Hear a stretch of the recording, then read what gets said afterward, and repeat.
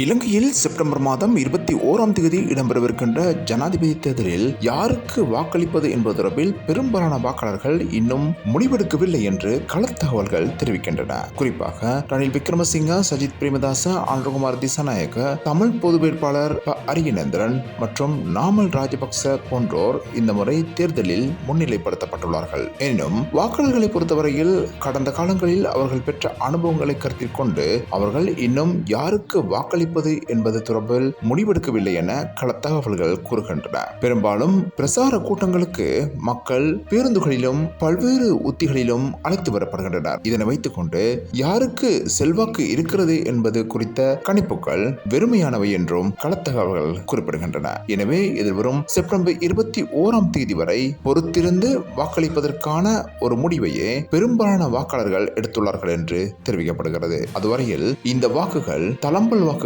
அல்லது தீர்மானிக்காத வாக்குகளாகவே இருக்கும் என்று எதிர்பார்க்கப்படுகிறது.